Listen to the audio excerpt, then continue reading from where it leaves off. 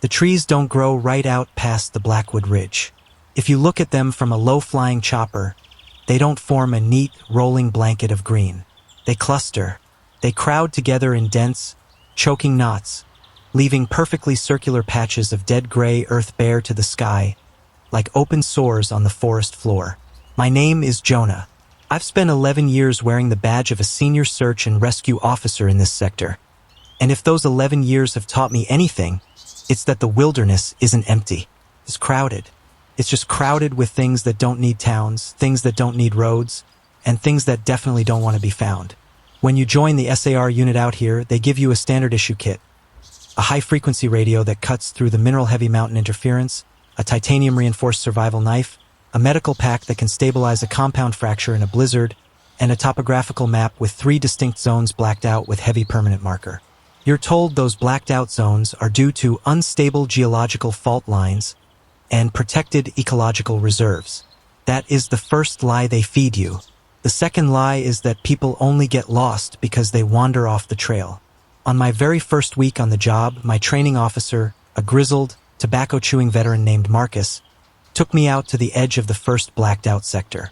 The air was unnaturally cold, the kind of chill that doesn't just bite your skin but settles into the marrow of your bones, making your teeth ache. We had been tracking a missing college student who had gone out for a weekend photograph hike and vanished into thin air. We found his camera bag hanging from a low pine branch. His expensive DSLR was smashed to pieces on a rock beneath it, but his footprints didn't continue past that tree. They just stopped. No signs of a struggle, no dragging marks, no predator tracks. Just a pair of clean boot prints in the damp mud that ended as if he had simply been plucked into the sky.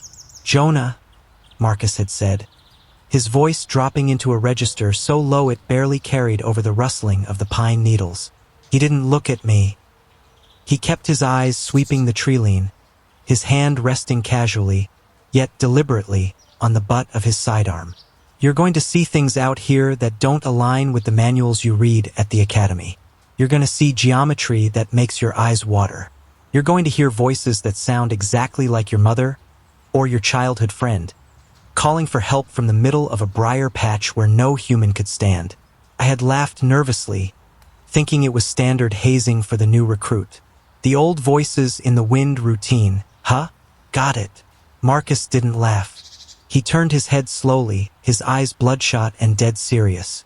He grabbed the front of my tactical vest, pulling me so close I could smell the stale coffee on his breath. "Listen to me, kid. If you see a structure out here, anything that looks like it belongs in a suburban neighborhood instead of a pristine national park, you turn around. You don't log it in the daily report. You don't take a picture. And above all else, you do not, under any circumstances, approach it. Do you understand me?" "What kind of structure?" I asked, my heart beginning to hammer against my ribs. "Stairs," he whispered. "Just stairs. Every SAR officer out here knows about the first 2 staircases. We don't talk about them over the radio, but we talk about them in the brief, hushed spaces between shifts, when the coffee is burnt and the sun is still hours from rising. The first staircase is made of clean, white, polished marble. It sits in a small clearing roughly 14 miles out from the nearest access road.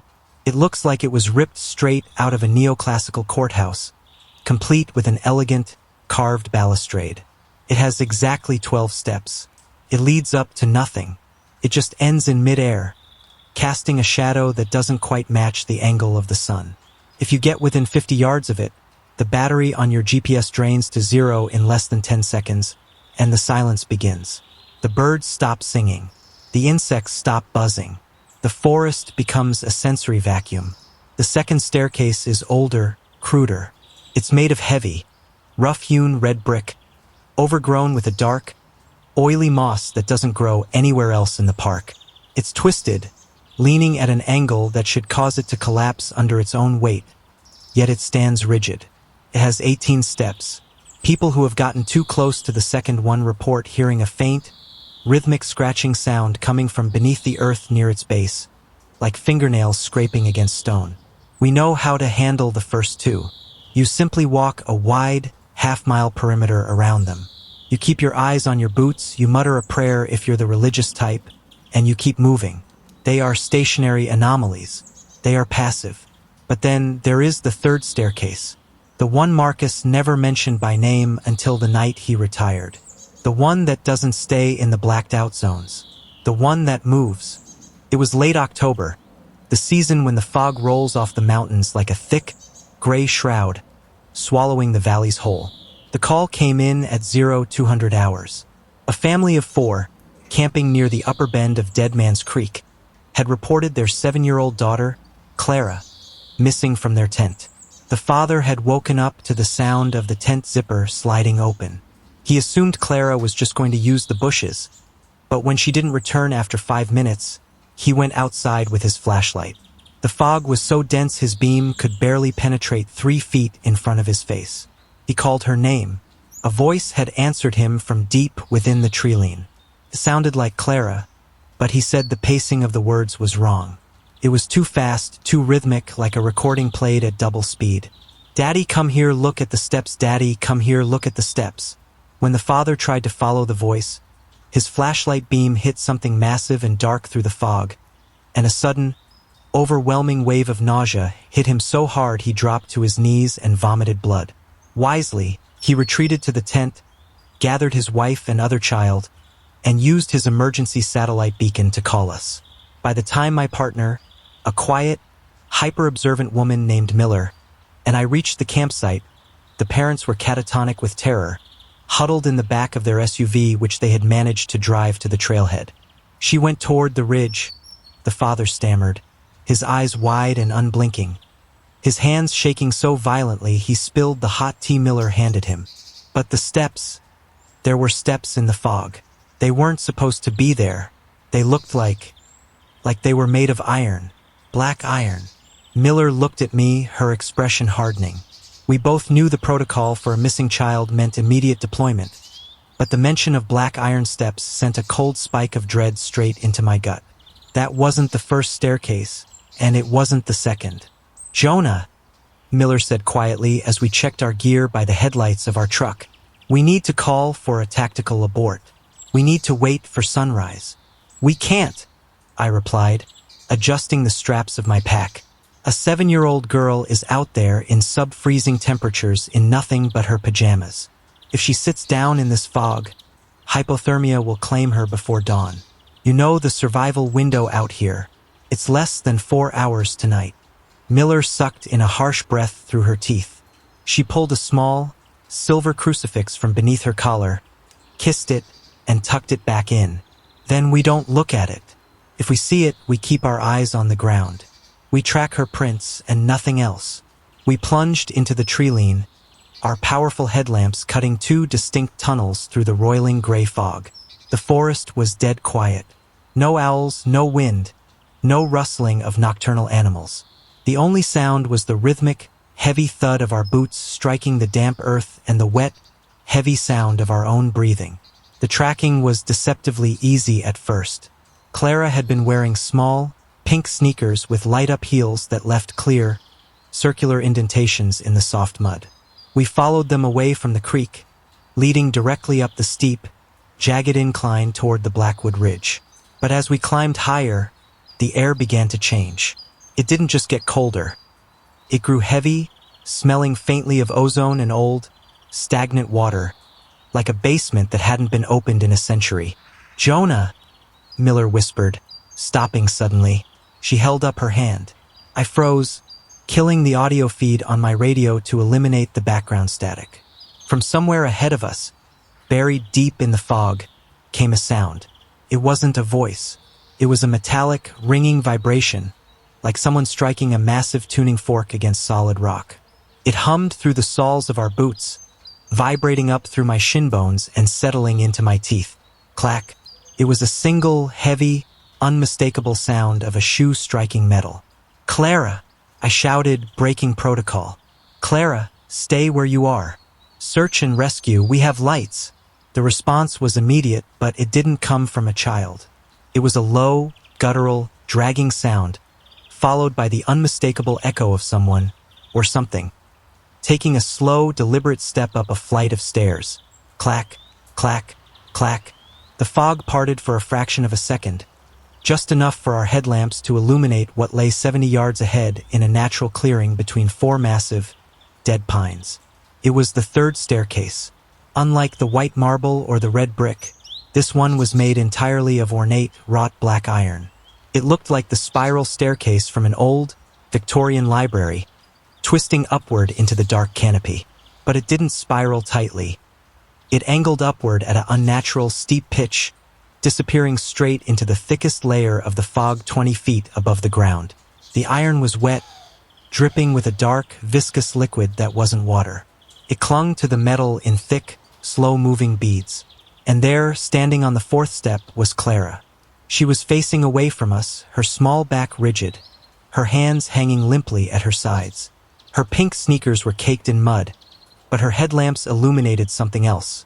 Her head was tilted back at an impossible angle, staring straight up into the blank, foggy void where the staircase ended.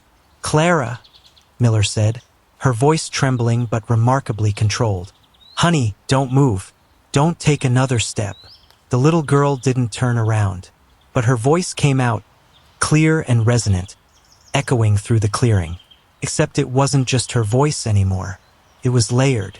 Beneath her sweet, high-pitched tone, there was a second voice, a deep, dry, rattling whisper that sounded like dry leaves scraping across concrete. "It's so clean up here," Clara said, or rather, the thing speaking through her said. "The air doesn't hurt. The stairs go all the way to the attic. We're going to open the big box now." "Jonah," Miller muttered, her hand gripping my shoulder so tight her nails dug through my jacket. "Look at her feet. Look at her feet." I lowered my headlamp beam slightly. Clara's sneakers weren't resting on the iron step. They were hovering a full 2 inches above the metal. She was suspended in the air, held in place by some unseen, localized gravitational pull centered entirely on the staircase. "We have to grab her," I whispered, my heart hammering a frantic, erratic rhythm against my ribs. Every instinct I had as a rescue officer screamed at me to sprint forward, to rip that child away from whatever anomalous horror had hold of her. "No," Miller hissed. "Remember what Marcus said. You don't touch the structure. You don't step on it." "I'm not stepping on it," I said, my voice cracking. "I'm stepping near it." I took 3 long, deliberate strides forward, breaking the unwritten boundary. The moment my boot crossed the threshold into the clearing, the air pressure dropped violently. My ears popped, and a metallic taste, sharp and bitter like copper, flooded my mouth. The nausea the father had described hit me in a sickening wave, pulling a groan from my throat. The third staircase reacted to my presence. The black iron began to groan, the metal twisting and shifting as if it were alive. The ornate railings flexed, expanding outward like the ribs of a massive beast inhaling. The dripping black liquid on the steps began to flow upward, defying gravity, crawling back up the iron spindles toward the top of the structure. Clara's head snapped around. She didn't turn her body. She just turned her neck, a full 180 degrees. Her face was pale, her eyes completely devoid of pupils or irises. Just 2 solid, milky white spheres reflecting our headlamps. Her mouth opened wide, wider than any human jaw should be capable of opening. The corners of her lips tearing slightly, oozing a dark, thin fluid. "New guest," she whispered, the dual voices now perfectly synchronized. "The officer wants to see the floor plan." I froze, 1 foot suspended in the air. The sheer, primal terror emanating from that child, from that thing, was a physical force pinning me to the spot. "Jonah, fall back," Miller screamed from behind me. I heard the distinct click-clack of her shotgun chambering around. She wasn't pointing it at Clara. She was pointing it at the top of the stairs, where the fog seemed to be condensing into a solid, shadow-like silhouette. The silhouette didn't have a distinct shape. It was a shifting, undulating mass of darkness that seemed to drink the light from our headlamps.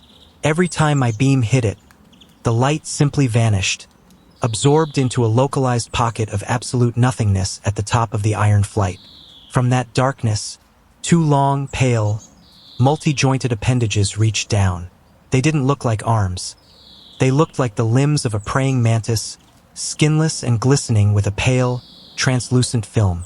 They reached toward Clara's shoulders, the long, needle-like fingers twitching in anticipation. "No, you don't," I roared, the adrenaline finally overriding the paralyzing dread. I didn't step on the stairs. Instead, I lunged forward, throwing my entire body weight into a low tackle, aiming directly for Clara's waist. The moment my arms wrapped around her small frame, it felt like I had grabbed a block of solid ice. The cold penetrated my gloves instantly, freezing the skin of my palms. The moment I made contact with her, a deafening screech echoed through the clearing. It wasn't a sound heard through the ears. It was a sound that exploded inside my skull, a high-pitched, agonizing frequency that made my nose instantly begin to bleed. The gravitational pull of the staircase fought back. I felt my boots lift off the ground. We were being pulled upward, dragged toward that shifting, shadowy mass at the top of the iron steps. My fingers were slipping from Clara's jacket. Her body felt impossibly heavy, as if she were made of lead, yet we were floating, rising higher into the freezing fog. Boom! The roar of Miller's 12-gauge shattered the psychic pressure. The blast echoed through the canyon like a thunderclap. The buckshot tore through the fog, striking the top of the staircase. A wet, sickening thud resounded from the darkness, followed by a high-pitched, trilling wail that sounded like a wounded animal mixed with the grinding of industrial gears. The anomalous pull vanished instantly. Clara and I plummeted back to earth, crashing heavily onto the damp, root-choked ground at the base of the pines. The impact knocked the wind from my lungs, sending white-hot stars dancing across my vision. "Get up! Jonah! Get up!" Miller was screaming, her hands hooking under my armpits, dragging me backward with a frantic, desperate strength. I scrambled to my feet, tucking the limp, unconscious form of Clara tightly against my chest. I didn't look back. I didn't look at the staircase. I just ran. We sprinted down the jagged incline, slipping on mud, crashing through briars, fueled entirely by the raw, unadulterated instinct to survive. Behind us, the sound followed. It wasn't the sound of footprints. It was the sound of the third staircase moving. Clack, clack, clack. The metallic ringing was shifting through the woods, pacing us through the trees, moving parallel to our escape route. A heavy, iron monstrosity sliding through the ancient forest like a serpent in the grass. We didn't stop running until the headlights of our command vehicle cut through the gray wall of fog. My lungs felt like they were lined with broken glass, and every breath tasted like the copper from my own bleeding nose. I collapsed against the hood of the truck, clutching Clara to my chest. She was shivering now, not the violent, erratic shaking of a cold child, but a low, rhythmic vibration that matched the pulse of the earth beneath us. Miller slammed the tailgate down, her hands trembling so hard she dropped her spent shotgun shell casing onto the gravel. It landed with a sharp, lonely clink. "Get her inside the cab. Now!" she yelled, her voice cracking under the weight of the adrenaline. I bundled Clara into the passenger seat, wrapping her in 3 layers of space blankets. Her eyes were closed, the milky white film gone, replaced by the dark, heavy purple of bruised eyelids. She looked human again, but when I touched her forehead, her skin wasn't cold. It was unnaturally hot, burning with a fever that seemed to radiate from her very bones. Miller scrambled into the driver's seat, jamming the key into the ignition. The engine turned over with a rough, comforting roar, but the moment she shifted into drive, the dashboard display glitched. The digital clock spun wildly, flashing numbers that didn't exist, before settling on a solid, unmoving midnight. "Radio the base," I grunted, wiping a fresh smear of blood from my upper lip. "Tell them we have the package, but we need an extraction team at the southern gate. We can't take the main road." Miller grabbed the mic, clicking the receiver. "Base, this is Rescue 2. We have the missing juvenile. Repeat, Clara is secured. We are executing a non-standard egress due to an active anomalous encounter on the ridge. Do you copy?" The radio didn't hiss with standard white noise. It didn't drop into silence. Instead, a sound poured out of the speaker that made my stomach drop. It was the sound of a staircase being climbed. Clack, 1 step, clack, 2 steps. Then, a voice cut through the static. It wasn't the base operator. It was Marcus. It was the exact cadence of my old training officer's voice, but it sounded hollow, like he was speaking into a long metal pipe. Jonah, you didn't log it in the daily report, kid. I told you, you don't look at the geometry. If you bring the iron into the valley, the floor plan changes. Marcus, I whispered, leaning toward the console. Marcus, he retired 3 years ago. He moved to Florida. The stairs don't go to Florida, Jonah? The radio rattled, the voice splitting, layering into that deep, dry, leaf-scraping whisper we had heard on the ridge. They go up to the attic, and the attic is getting heavy. Miller slammed her hand onto the power knob, clicking the radio off. But the speaker didn't stop.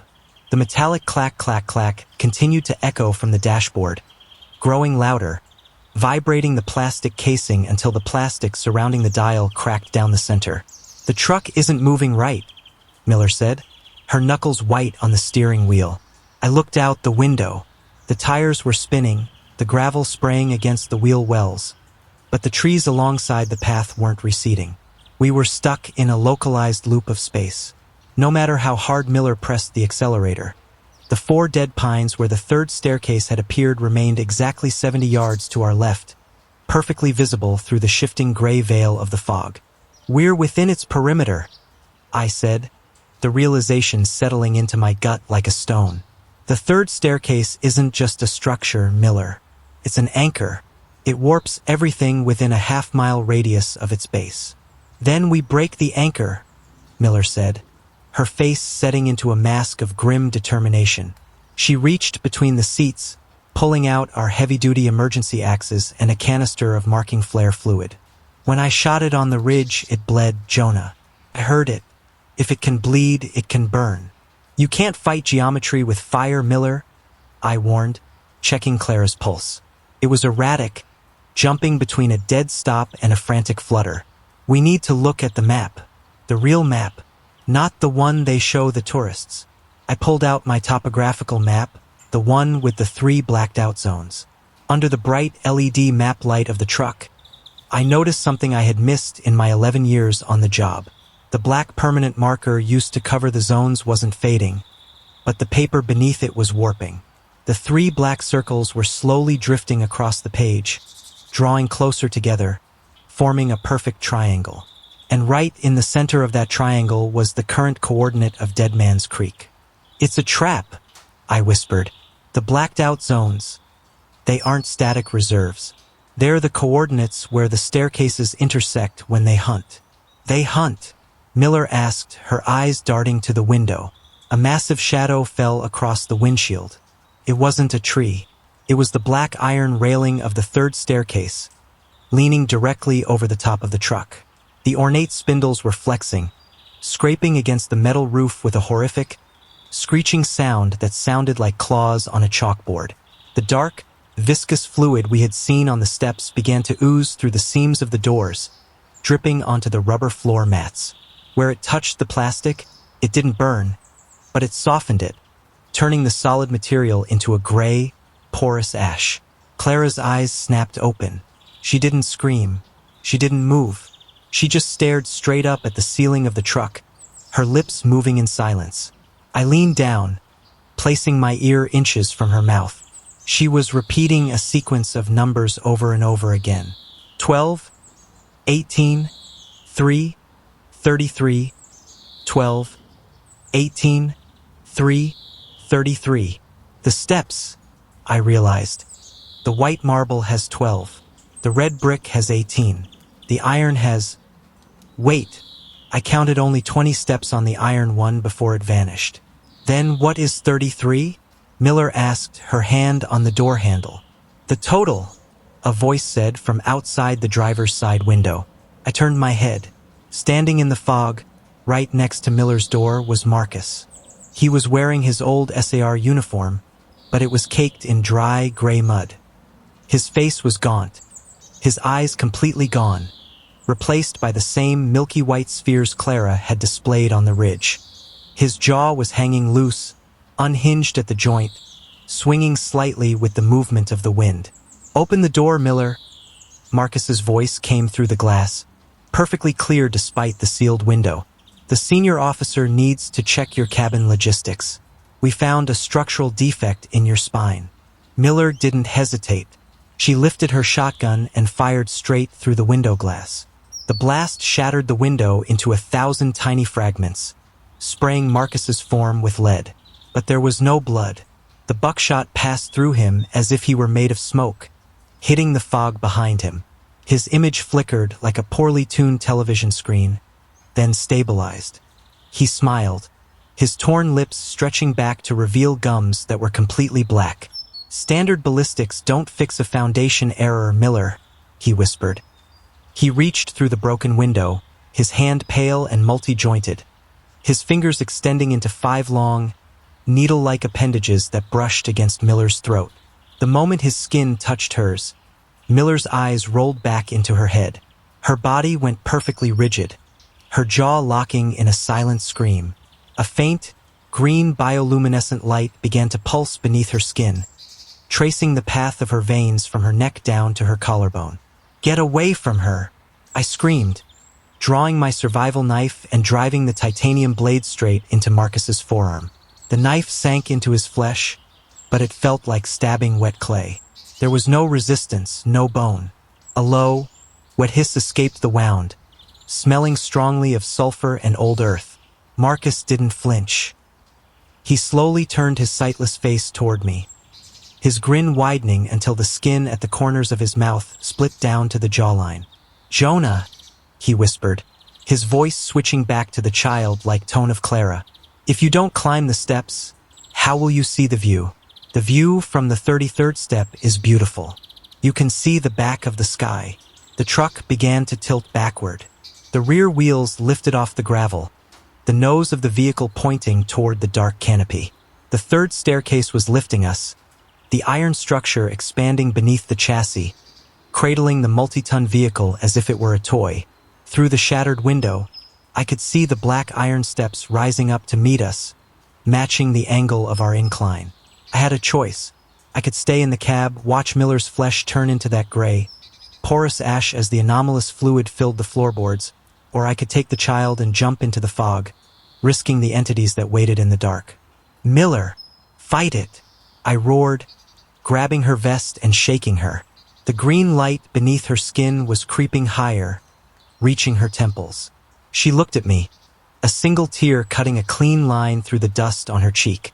With a desperate, final surge of human will, she used her left hand to slam the emergency release button on my seatbelt, then shoved me toward the passenger door. "Take the girl," she choked out, her voice barely a human sound. "Run the perimeter. Don't look at the sky." I grabbed Clara, tucked her under my left arm like a football, and threw my shoulder into the passenger door. The latch gave way, and we tumbled out of the rising truck, falling 6 feet down onto the hard, frozen rocks of the creek bed below. The impact jarred my shoulder, a white-hot flash of agony telling me something had dislocated. But there was no time to feel the pain. I scrambled up using my knees, keeping Clara protected beneath my body. Behind me, a horrific sound filled the canyon. The command truck was being crushed. The iron spindles of the staircase were wrapping around the frame, twisting the heavy steel like aluminum foil. I heard the windows popping one by one, followed by the deep, hollow crunch of the engine block breaking apart. And through it all, I didn't hear Miller scream. I only heard her voice, layered with 1,000 other stolen voices, singing a nursery rhyme at triple speed from the center of the iron wreckage. I didn't look back. Couldn't. The sound of our 2-ton command truck being wrung out like a wet rag echoed through the trees, a metallic death rattle accompanied by that horrific, hyperspeed nursery rhyme in Miller's stolen voice. My left shoulder was screaming, locked in a white-hot vice of dislocation, but the adrenaline flowing through my veins acted as a chemical splint. Clara was a dead weight under my right arm.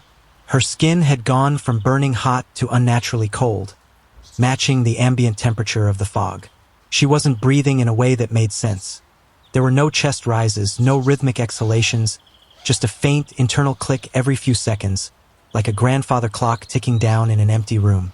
I ran blindly through the bed of Dead Man's Creek, the smooth, frozen stones shifting and cracking beneath my boots. The fog wasn't just thick anymore. It had become tactile. It felt like moving through cobwebs or heavy drapes, resisting my forward momentum. Every 10 yards, the air would shift wildly in temperature, plunging from a bitter winter chill to a humid, sulfurous heat that made my skin crawl. Jonah! The voice didn't come from behind me. It came from the stones beneath my feet. It was my own voice, but distorted, slowed down to a deep, tectonic rumble. Jonah, why did you leave the cabin? The floor plan is already locked. I stumbled, my boot catching on a wet root. I went down hard on my good shoulder, rolling instinctively to keep Clara from smashing against the rocks. We skidded into a shallow pool of black, stagnant water. I gasped for air, but the atmosphere felt heavy, crowded, as if the sky itself had dropped down to press against the valley floor. I forced myself up onto my knees, my breath coming in ragged, sobbing gasps. I looked up, and the breath froze in my throat. The forest was gone. The ancient pines, the familiar ridgelines, the perimeter fencing. Everything had been erased, replaced by a towering, impossible architectural labyrinth. Rising up from the creek bed into the endless gray void above were dozens of staircases. They didn't conform to any logic. Some were made of rotting, moss-covered timber. Others were pristine, polished white marble that gleamed with an internal, sickening light. There were industrial steel fire escapes that climbed into nothingness, coarse red brick steps that turned at impossible 90-degree angles without a landing, and delicate, floating stone steps that hung in the air with no visible support. They intersected, overlapped, and spiraled around one another like a massive, petrified cage. And sitting directly in the center of this geometric nightmare, suspended 40 feet in the air, was the mangled, crushed wreckage of our command truck. The headlights were still functional, but instead of white light, they cast long, flickering beams of deep, bruised purple across the structures. The horn was stuck, emitting a low, continuous, dying moan that vibrated through the marrow of my bones. The triangle, I whispered, the map flashing through my mind. The blacked-out zones. They met. I looked down at Clara. Her eyes were wide open now, staring up at the web of staircases. The milky film was entirely gone, her pupils fully dilated, swallowing the iris whole. She pointed a tiny, trembling finger toward a specific structure directly in front of us. It was a flight of heavy, dark oak stairs. It looked exactly like the staircase from an old, turn-of-the-century farmhouse, the kind with a polished banister and a worn, green carpet runner down the center. It didn't belong in the woods. It didn't belong in reality. It was completely dry, untouched by the fog or the damp air of the creek. 33, Clara whispered, her voice no longer a child's, but a perfectly clear, multi-tonal chord. The attic is open, Jonah. If you don't climb, the ceiling will collapse. The ground beneath me gave a violent, sickening lurch. The stones of the creek bed began to split apart, the dark earth yawning open to reveal not dirt or bedrock, but a bottomless, gray void filled with the slow, drifting shapes of old, discarded things. Broken furniture, rusted tools, and countless pale, featureless mannequins that shifted slightly in an invisible current. The valley floor was dissolving. The only solid ground left was the first step of that dark oak staircase. With no options left, my mind fractured by terror and sheer survival instinct, I lunged forward. I threw myself onto the bottom step, dragging Clara with me. The moment my boot landed on the wood, the chaotic noise of the forest, the crashing metal, the dying truck horn, the shifting stones, instantly vanished. A heavy, suffocating silence dropped over us, broken only by the sound of my own frantic breathing and the familiar, domestic smell of old wax, cedar, and dust. Felt exactly like being inside a house. The air was warm, dry, and completely still. "We have to go up," I said, my voice sounding flat and dead in the enclosed space. "We have to reach the top to find a way out."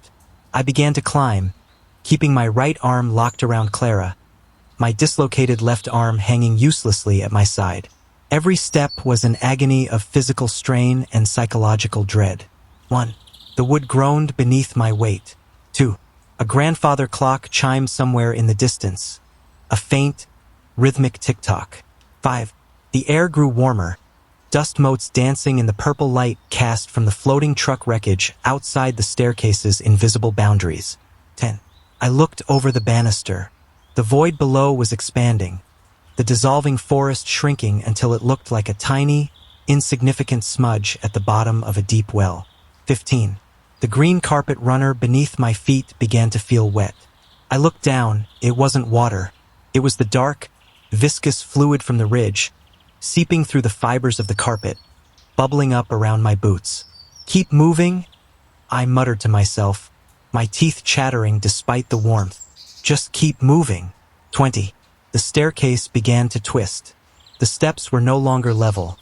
They tilted slightly to the left, forcing me to lean against the wooden wall to maintain my balance. The wallpaper, a faded, floral pattern that looked identical to the one in my grandmother's house, began to peel back in long, wet strips. Beneath the paper, there wasn't drywall.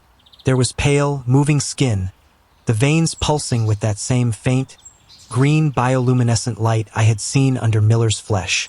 25. A door appeared on the landing above. It was a simple, white-painted wooden door with a tarnished brass knob. It looked so ordinary, so completely mundane, that it filled me with a primal, screaming terror. "Jonah," Clara whispered, her head resting against my chest. "The view is coming. Don't look at the sky." 30. My lungs were burning. The air was getting thin, tasting of old wool and stagnant attic air. I could hear voices behind the door now. It wasn't the entities.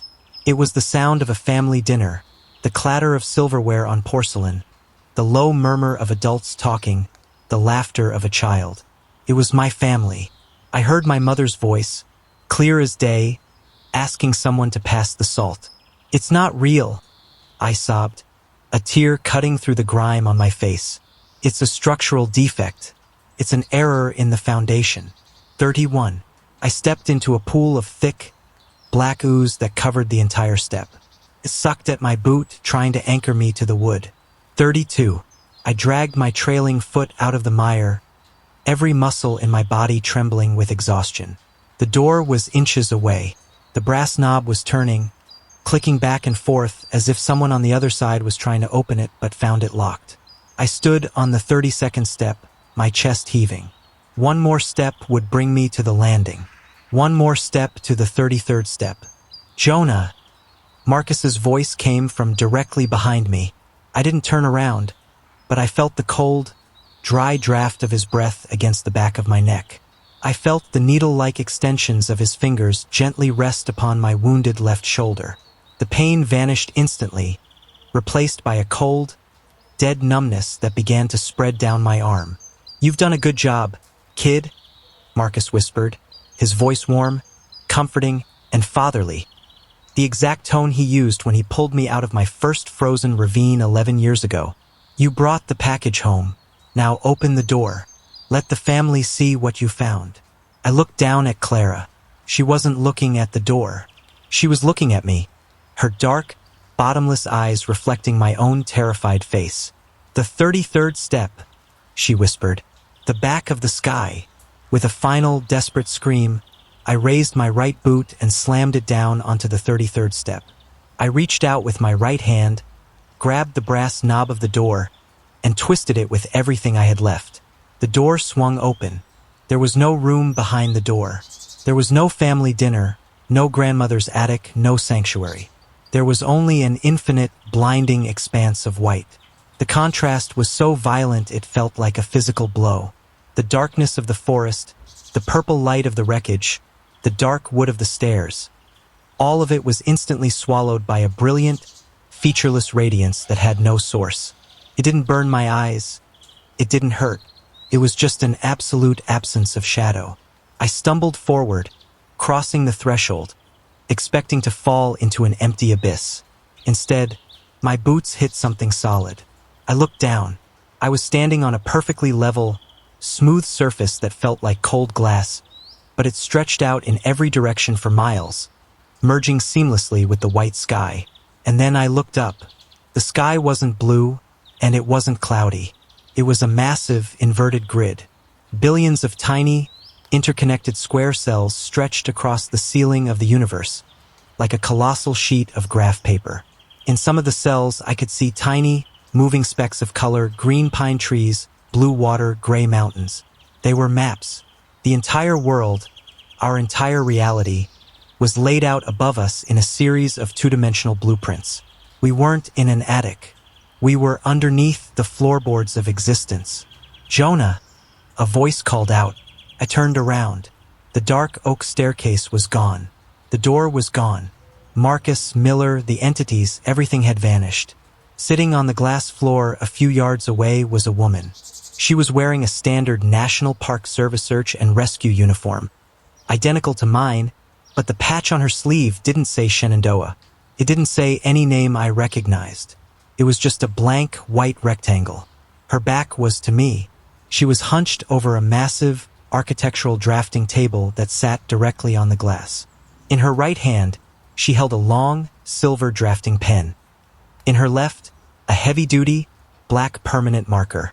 "I told them the coordinates were drifting," she said, her voice completely devoid of emotion, like a machine reading text. "Every time a civilian logs an unverified trail, the geometry shifts. We have to black them out. We have to keep the floor plan level." I walked toward her, my boots making no sound on the glass. Clara was still in my arms, but she had gone completely still, her skin turning into the same smooth, featureless white material as the floor beneath us. She wasn't a child anymore. She was a marker, a human drafting pin. "Where are we?" I asked, my voice echoing infinitely in the white space. "Where is Miller? Where is my team?" The woman didn't turn around. She simply lifted her black permanent marker and drew a thick, heavy circle on the blueprint in front of her. As the black ink saturated the paper, I heard a distant, muffled sound from somewhere above the grid. The sound of a multi-ton vehicle being crushed, followed by a faint, fading nursery rhyme. "Rescue 2 doesn't exist anymore, Jonah," the woman said, her arm moving with mechanical precision. "It never did. We had to rewrite the shift log to account for the structural volume of the third staircase. You can't have an empty room in the blueprint. It throws off the weight of the attic." "No," I whispered, backing away. "No, I have 11 years on the job. I have a home.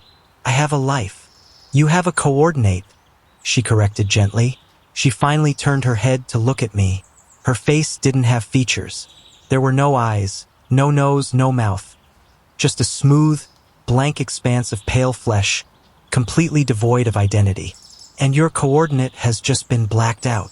She pressed the silver drafting pen down onto the map, right in the center of the black circle she had just drawn. A sharp, deafening click echoed through the white expanse, the sound of a structural pen locking into place. Instantly, the glass beneath my feet cracked. A massive, jagged fissure shot through the white floor, and before I could even scream, the surface shattered completely into a million tiny, geometric fragments. I fell. I fell through the white void, through the grid of the sky, tumbling downward into an endless, spinning dark. But I wasn't falling into the forest. I wasn't falling into Dead Man's Creek. As the wind roared in my ears, the light fading into absolute black, I looked down at my own hands. My fingers were extending, splitting into multiple joints, turning pale and thin. My skin was hardening, turning into a gray, porous ash. And from deep within my chest, a voice that wasn't mine, a voice layered with 1,000 other stolen souls, began to sing. "And the attic is getting heavy.